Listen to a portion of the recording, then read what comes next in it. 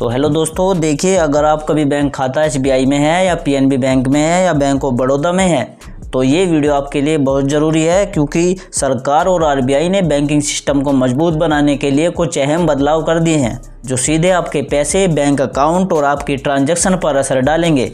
तो अब से अब आप कुछ काम नहीं कर पाओगे और अगर करोगे तो वहाँ पर आपको फाइन लगेगा या आपका बैंक खाता ब्लॉक किया जा सकता है। तो दोस्तों वीडियो को ध्यान से देखिएगा, क्योंकि आज मैं आपको बताऊंगा नए नियम क्या है, क्या बदल गया है, आपको क्या करना चाहिए और आखिर में मैं आपको कुछ बोनस टिप्स भी बताऊंगा जो आपके बहुत काम आएंगे अगर आपका किसी भी बैंक में खाता है। तो देखिए दोस्तों क्या बदला है बैंकों में। दोस्तों एसबीआई, पीएनबी और बैंक ऑफ बड़ौदा में ये तीनों बैंक जो है वे देश के सबसे बड़े बैंक है। इनमें लोगों के करोड़ों खाते हैं। अब आरबीआई ने और फाइनेंस मिनिस्टर ने एक कॉमन कंप्लीमेंट सिस्टम लागू कर दिया है। हाँ, अब इन बैंकों में कई नियम अपडेट कर दिए गए हैं। अगर आपका भी इनमें खाता है तो ये वीडियो ध्यान से देखना। सबसे पहले देखो क्या क्या बदला है। अगर आपका अकाउंट 12 महीने से ज़्यादा समय से इनएक्टिव है, अगर आप 12 महीने से आपने उसमें ना तो पैसा जमा किया ना ही निकाला, तो वो खाता आपको बंद हो सकता है। ऐसे में बैंक क्या करेगा, आपका बैंक खाता डोरमेंट कर देगा। ऐसे में आप एटीएम से पैसे नहीं निकाल पाओगे, आपका यूपीआई बंद हो जाएगा और नेट बैंकिंग बिल्कुल बंद हो जाएगी। तो इस बात को ध्यान से सुन लेना, देख लेना अगर आपका 12 महीने से बैंक खाता बंद पड़ा हुआ है। दोस्तों जो हमारा दूसरा बड़ा बदलाव है बैंकों को लेकर वो है अब हर ग्राहक को 2 साल में केवाईसी अपडेट कराना जरूरी होगा। अगर आप ऐसा नहीं कराते हो तो आपका बैंक खाता बंद हो सकता है और हर 8 साल में आपको जनरल अकाउंट के लिए केवाईसी करनी जरूरी होगी, वरना आपका अकाउंट बैंक द्वारा फ्रीज कर दिया जाएगा। तीसरा जो बड़ा बदलाव है वो है नॉमिनी को लेकर। जी हाँ, अगर आप कभी SBI, PNB, bank of Baroda या किसी भी बैंक में आपका खाता है तो आपको अब वहाँ पर नॉमिनी डिटेल्स डालनी पड़ेगी। अगर आप अपने खाते में नॉमिनी डिटेल नहीं डालोगे तो आपका जो उसमें पैसा है वो उसे मिलने में दिक्कत होगी। अगर बैंक खाताधारक की मृत्यु हो जाती है तो उसका पैसा मिलने में आपको बड़ी दिक्कत होगी।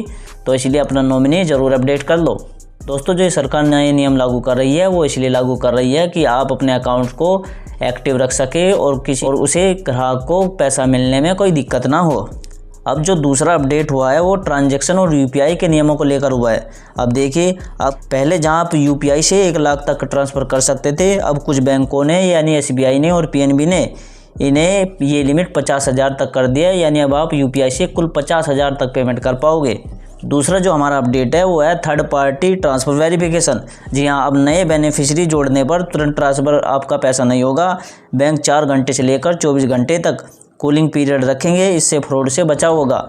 अगर आप किसी थर्ड पार्टी ऐप से या थर्ड पार्टी वेबसाइट से किसी को पैसे ट्रांसफ़र करते हो तो वहाँ पर 4 घंटे से लेकर 24 घंटे तक आपको पैसा भेजने का समय लगेगा। दोस्तों जो तीसरा नियम है वो है यूपीआई ऑटो पे और मैंडेटरी रूल को लेकर। जी हाँ, अगर आपके बैंक में से ऑटो पे कटता है, यानी अगर आपकी ईएमआई का पैसा कटता है या अगर आपके किसी लोन का पैसा उसमें से कटता है तो आपको उससे में 24 घंटे से पहले उस पर एक SMS आएगा।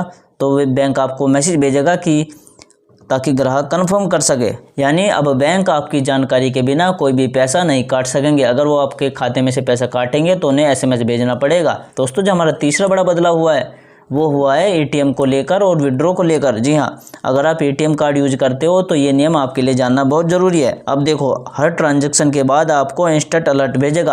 अगर आप एटीएम से पैसे निकालते हो तो आपको तुरंत SMS आएगा। और अगर किसी अनऑथराइज्ड लोकेशन से आपके पैसे निकलते हैं तो आप उसको 30 मिनट में रिपोर्ट कर सकते हो और आपका पैसा वापस मिल जाएगा। अगर कोई फ्रॉड तरीके से आपके एटीएम से पैसा निकालने की कोशिश करता है तो आपका 30 मिनट के अंदर आपको वो पैसा मिल जाएगा। लेकिन अगर आप समय पर रिपोर्ट नहीं किया तो बैंक इसका जिम्मेदार नहीं होगा। तो इस बात का भी ध्यान रखना है आपको। इसलिए अगर आपका एसबीआई, पीएनबी या किसी भी बैंक में खाता है तो आप अपने बैंक अकाउंट में SMS अलर्ट या ईमेल अलर्ट ऑन कर लो। और हाँ दोस्तों, अब आप एटीएम से एक दिन में फ्री ट्रांजैक्शन केवल 3 ही कर पाओगे। अगर आप 3 से ज़्यादा ट्रांजैक्शन करोगे तो आपको वहाँ पर 21 रुपये देने पड़ेंगे और उसके साथ GST भी ऐड होगा। तो इस बात का भी ध्यान रखना अगर आप एटीएम कार्ड यूज करते हो तो दोस्तों अब सवाल आता है कि अगर ये सरकार नए नियम लागू कर रही है तो हमें ये क्या क्या करना चाहिए ताकि हमारा अकाउंट सेफ रहे और हमें कोई दिक्कत ना हो। दोस्तों अब हमें क्या करना है कि हर 3 या 6 महीने में कम से कम अपने बैंक अकाउंट में ट्रांजैक्शन जरूर करो। बहुत से लोग क्या करते हैं कि भाई बैंक में पैसा डालकर भूल जाते हैं, कि पता ही नहीं लेते बैंक का कि कब पैसा निकालना है, कब जमा करना है, बस वो करते ही नहीं है। सालों से ऐसे ही पड़ा रहता है उसका खाता और फिर कहते हैं कि मेरा खाता बंद हो गया। तो अब कम से कम अपने बैंक अकाउंट में एक ट्रांजैक्शन जरूर करो हर 6 महीने में। दोस्तों जो हमें काम करना है बैंक खाते को लेकर, वो अपने बैंक खाते में KYC अपडेट रखनी है, अपना मोबाइल नंबर अपडेट रखना है, ताकि हमें कोई भी अलर्ट आए या SMS आए तो हमें तुरंत उसका पता चल जाए कि क्या हो रहा है हमारे खाते के साथ। और तीसरा जो बड़ा काम है, अपने बैंक खाते में नॉमिनी ज़रूर ऐड कर लीजिए, इससे आपको भविष्य में कोई दिक्कत नहीं होने वाली। दोस्तों अपने बैंक अकाउंट में SMS अलर्ट और ईमेल अलर्ट ऑन कर लीजिए, इससे आपको पता चलता रहेगा कि आपका पैसा कितना कटता है, कहाँ से कटता है और कब कटता है। ठीक है, तो इस बात का भी ध्यान रखिए। दोस्तों जो पांचवा जो लास्ट टिप है, अपना किसी UPI पिन या बैंक खाता नंबर किसी को मत दो, इससे आपके साथ फ्रॉड हो सकता है। दोस्तों अब मैं आपको कुछ बोनस टिप्स बताता हूँ जो खास हमारी ऑडियंस के लिए होते हैं। इन बोनस टिप्स से आपका क्या होगा, आपका अकाउंट सेफ रहेगा और आपको कोई दिक्कत नहीं होगी। अब दोस्तों आपको क्या करना है, आपको हर 3 महीने में आपका अपना UPI पिन या ATM पिन बदलते रहो। ठीक है, इससे आपका अकाउंट सेफ रहेगा। अगर आप ज़्यादा ऑनलाइन ट्रांजैक्शन करते हो तो एक अलग से डिजिटल अकाउंट खोल लो, जैसे SBI लाइट हो गया या PNB डिजिटल खोल लो, ताकि आपका मेन सेविंग अकाउंट हमेशा सुरक्षित रहे। जी हाँ, मेरा कहने का मतलब है कि अगर आप ऑनलाइन पेमेंट करते हो उसके लिए अलग खुलवा लो खाता, और जिसमें आप बैंक अकाउंट में अपना पैसा सेव रखते हो उसमें उसका वो खाता अलग रखो, सेविंग अकाउंट। ठीक है दोस्तों, जो तीसरा मेरा सबसे इम्पोर्टेंट टिप्स है वो है कि अपने RBI की वेबसाइट पर जाकर अपना क्रेडिट रिपोर्ट या बैंकिंग अलर्ट सब्सक्रिप्शन ऑन कर लो। इससे किसी भी आपकी फ्रॉड अगर आपके साथ कोई होता है तो आपको तुरंत इसकी जानकारी मिल जाएगी।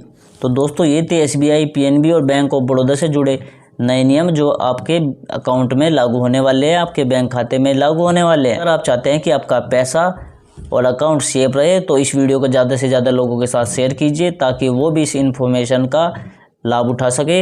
आपको मेरी वीडियो कैसी लगी ये भी कमेंट में ज़रूर बताना, और कहाँ से आप मेरी वीडियो देख रहे हो उसका भी अपने राज्य का नाम या शहर का नाम मेरे वीडियो के कमेंट में ज़रूर लिख देना। तो दोस्तों आप मेरी वीडियो तो देख रहे हो पर यार लाइक सब्सक्राइब नहीं कर रहे, तो दोस्तों सपोर्ट करो यार, थोड़ा लाइक करो वीडियो को, चैनल को सब्सक्राइब करो। मिलते हैं अगली वीडियो में, तब तक के लिए जय हिंद, जय भारत।